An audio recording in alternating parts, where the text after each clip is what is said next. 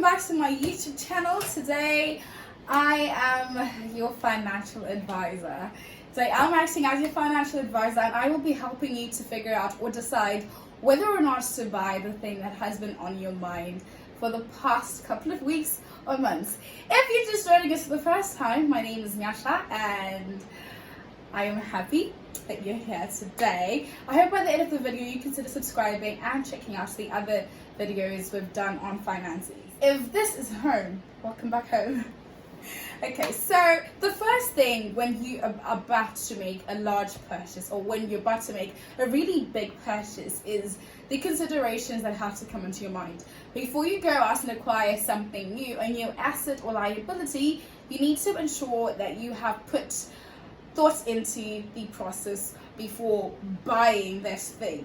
So we are going to loosely define asset as the thing which could potentially bring income in for you, and we're going to describe the liability as something which takes money out of your cash flow every single time instead of bringing cash flow in. So the asset brings cash flow in and the liability takes cash flow out. It takes cash out. So for instance, if you want to buy a car, just for the fun of it, this car will constantly take money out of your cash flow. However, if you're going to use this car to go and run errands for your business, we consider this as an asset because it's going to help you rack some cash flow in. If you are starting off, I'll use the example of myself as an upcoming YouTuber, or as a person who's trying to take YouTube seriously. When I think of buying a professional camera, I have to take a look at the cash inflows that I'm going to particularly or potentially get, and compare those versus the initial cost of buying that camera, of acquiring that camera.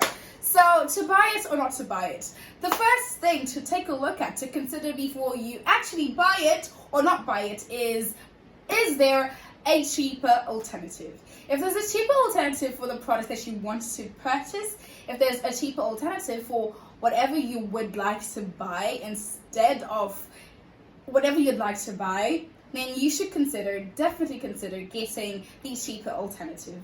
Because in as much as we have cash lying around, or lack thereof, we still need to make sure we choose the best option available to us. If there's no cheaper alternative and you have the money, then you take a look at point number two. Point number two is, can you afford it? Which is basically the most. I feel if you could afford it, you would not be here watching this video to buy it or not to buy it, because you'd be able to buy it. As a financially rational human being, then you are considering whether to buy it or not. If you cannot afford it at the moment, it is okay to not buy it. What you can do is save up for it over time in bits. Instead of, I'll take an example of a trip. If you want to go somewhere and you don't have the money to go there at the moment, what you can do is put away money every single month, gradually save up for the trip, and then go to the trip comfortably.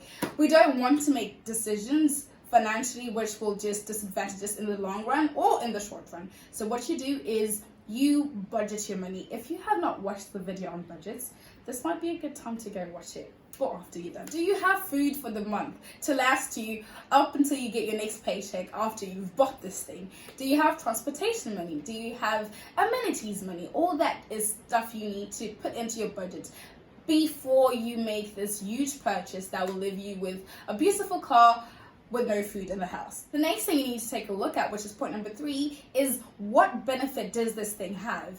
If you take a look at your requirements and you take a look at the reasons why you want to get this thing, why you want to acquire this asset or liability, or why you want to get it, you need to note down the actual reasons why you want to get it. what benefits does it have? Is it going to bring you more money? Is it going to bring you more connections that are going to help you make more money? Is it going to bring connections that are going to lead you to heaven? Is it a purchase that you know if you make today, you're going to advance the kingdom of God? Is it a purchase that if you buy it today, it's going to help the people around you? You need to take a look at the financial benefits and the non-financial benefits of this purchase, which I will get to in the last point. Is this thing an asset or a liability? If it's an asset and you can't afford to buy it at the moment, and you really have a lot of benefits, then you might want to buy it as soon as you can. If, however, it's a liability and you do not have the money and the benefits are not that great, then you don't necessarily need to rush to buy it now. You can wait. So basically, if you can wait, don't buy it. If, however, it's a liability, which you have money for at the moment, and the reasons are not so great, but you just want to spend your money, then I'd advise you to think twice before you do. The fourth point is, how urgently do you need this thing? If you don't actually need this acquisition at the moment, if you don't need to acquire this asset or this liability immediately, if you have no immediate use for it, then you can hold off the purchase. If, however, you need to use it today, if you need to use it tomorrow, and if you have no other option, no other cheap alternative, no other way around that purchase, then you might need to buy it. So yes, you might need to buy that one. However, if it's not urgent and you just like the idea of having this thing and it's not going to really bring you much benefit, then perhaps not to get it at the moment. You definitely can hold that purchase off. The last thing we're going to take a look at in detail is what we call, in economics, we call it the CBA, which is the cost benefit analysis. A cost benefit analysis is exactly what it says.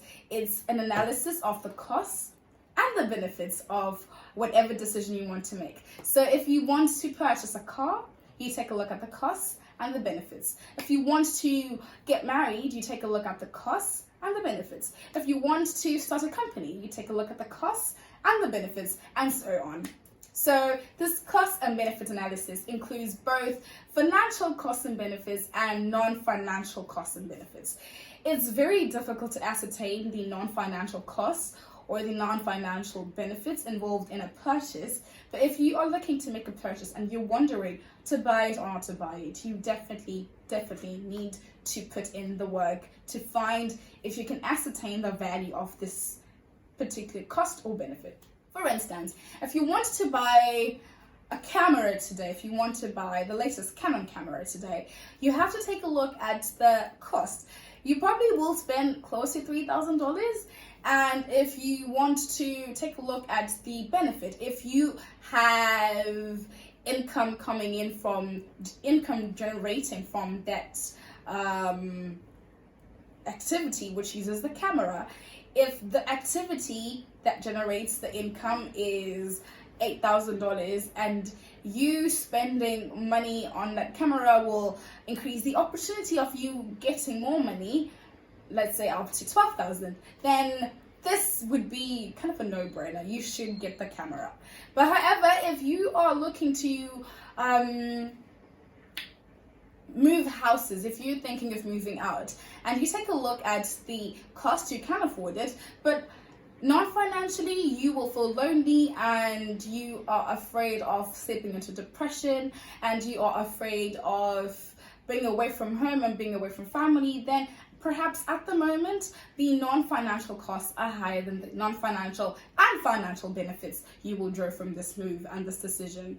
So yeah, I hope these 5 points help you to make a decision as to whether or not to buy it or not to buy it at the moment. See you in my next video. If you liked this video, would you please consider giving it a thumbs up? I'd really appreciate it. And would you please kindly share with a friend or two.